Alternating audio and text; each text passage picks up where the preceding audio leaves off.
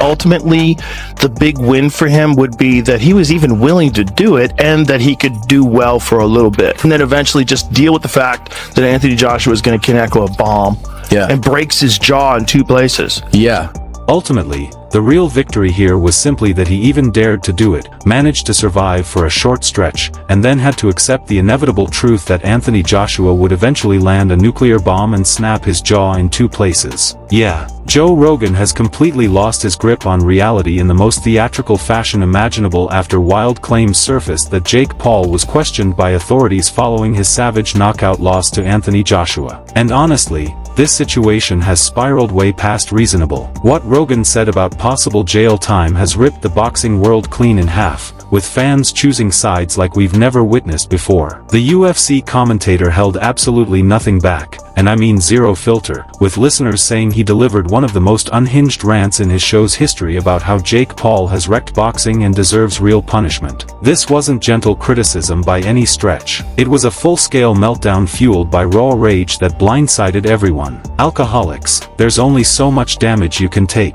Like that one he absorbed from Joshua. Ooh, yeah, that single punch carried a stack of concussions. That was genuine damage. When your jaw snaps in 2 spots, whatever is rattling inside your damn skull is going to suffer, because eventually the cost just isn't worth paying. He didn't stop at accusing Jake Paul of poisoning the sport, which alone would have caused chaos. He went further, saying that if any accusations are proven true, the YouTuber-turned-boxer deserves to rot behind bars for harming a sport over 100 years old, an enormous statement from someone with Rogan's influence. It all began when rumors spread through boxing circles that investigators were examining suspicious details surrounding the December 19th Miami fight between Jake Paul and Anthony Joshua. These weren't harmless whispers either. Insiders present during the recording claim Rogan's reaction was so fiery that even his own crew was stunned by the emotion and anger he unleashed on air. He should rot in jail for what he's done to boxing. And this goes beyond a single fight now. This is about tearing down an entire sport generation sacrificed everything to build. Sources say Rogan made those remarks during the podcast, sending shockwaves through combat sports media and leaving the boxing world buzzing non-stop. There might be 4, 5, 6,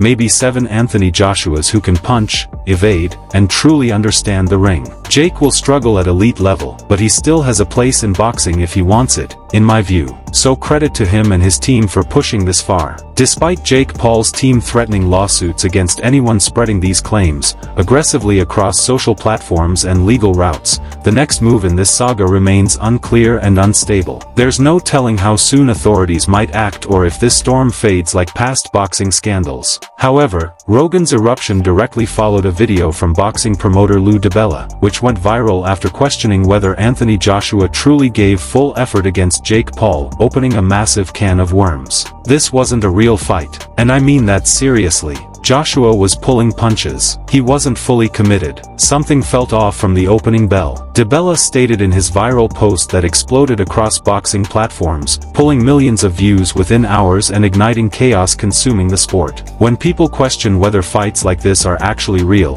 like when Deontay Wilder spoke up, what's the simplest response? I send a cease and desist to their inbox for lying on my name, followed by a lawsuit, because they refuse to stop. Though Jake Paul's camp has denied everything and threatened legal action against anyone continuing these claims, the knockout proves he was hit with full force when Anthony Joshua landed that crushing right hand that shattered his jaw. Shockingly, Joe Rogan was once among those defending Jake Paul before the fight, praising his courage for facing someone as dangerous as Anthony Joshua. In a blink, he's now floating jail time, showing how drastically the narrative shifted and how severe these allegations appear to one of combat sports' loudest voices. This was meant to be a Nani's payout, but he gets nothing. Anthony loses the money because he broke rules. Simple. Break the code, lose the purse. Moving on. Joe Rogan previously praised Jake Paul on his podcast, telling listeners Paul deserved respect for risking everything against a real heavyweight champion, which sounded reasonable then. This is one of the wildest ideas ever, and I'm not exaggerating. You take a guy who fought a 58-year-old Mike Tyson in what was basically an exhibition, then throw him against one of the scariest knockout artists alive. That's insanity, Rogan said pre-fight with genuine admiration. He stressed the danger Paul knowingly faced. That right hand lands, you're done. completely unconscious. Lights out. This is an Olympic gold medalist heavyweight with one-punch nuclear power capable of ending your night instantly. He specializes in driving knuckles through brains. That's not exaggeration. That's reality when fighting Anthony Joshua. Rogan issued his final warning before fight night, explaining the scale of Paul's gamble. He's terrifying, with something to prove. He'll be furious that Jake Paul thinks he belongs in that ring. Rogan's prediction proved prophetic, because fighting lifelong professionals is different. Sadly, he was right in the worst way. Now his tone has flipped after the knockout aftermath, highlighting how serious things have become. Not long ago, chaos unfolded when Jake Paul was obliterated by Anthony Joshua in round 6 at Miami's Casa Center. And it was painful viewing. Both fighters entered amid massive expectations. What followed shocked those expecting a quick finish. Paul's strategy was obvious and purely survival. Move, clinch, avoid power at all costs, run and hold whenever necessary. The bout unfolded unexpectedly, with Paul surviving until the 6th before Joshua delivered the knockout that broke his jaw twice and required emergency surgery. The impact was devastating, and Paul's body went limp. Boxing match. Jake Paul showed genuine fear inside that ring.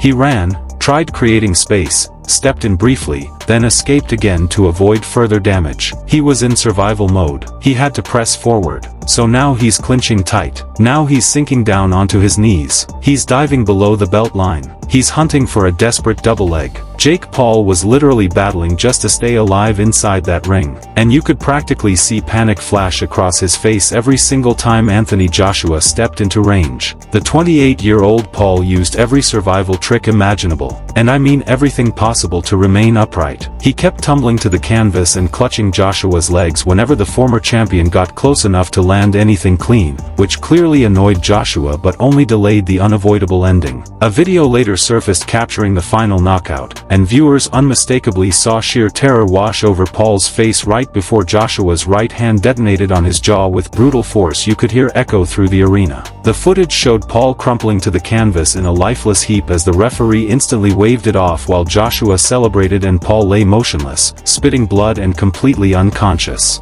Paul was rushed to Miami University Hospital where he underwent emergency surgery lasting several hours to repair his shattered jaw with titanium plates, which doctors said were required to properly reconstruct the bone. It became obvious that the knockout was 100% real and vicious. There's absolutely no doubt about that at all, which Dave later posted about on social media with the caption, "That's what happens when you step up to real heavyweight power. Respect to both fighters." But watching that was savage. He followed it up with another post that struck a nerve with boxing fans everywhere. Jake Paul just learned the difference between fighting old men and fighting a real champion in his prime. And ouch is right, because that had to sting on multiple levels. Your brother fought his heart out, man. I mean, other heavyweights have eaten that right hand and only needed one. I'm just incredibly proud of him. That knockout was absolutely jaw-dropping in its brutality and finality. In my opinion, it was a complete victory for Anthony Joshua and total validation of his championship pedigree. Joshua responded by praising Paul during the post-fight interview, saying something that reflected real class and sportsmanship. Jake Paul did really well tonight considering who he was facing. I'm going to give him his respect because he earned it. He got up again and again when most people would have stayed down. It was tough in there, but he kept searching for a way to survive and maybe land something. That takes a real man, and I respect that about him. But days later, controversy erupted when people questioned why it took Joshua 6 rounds to finish someone he was expected to demolish instantly, opening an entire can of worms about fight fixing. As for accusations that the fight was fixed or influenced, Jake Paul's team responded aggressively with legal threats and public statements. Nikisa Bidarian, co-founder of Most Valuable Promotions, went on the Ariel Helwani show to confront the growing backlash and defend Paul's reputation against serious claims. Bidarian said the accusations were completely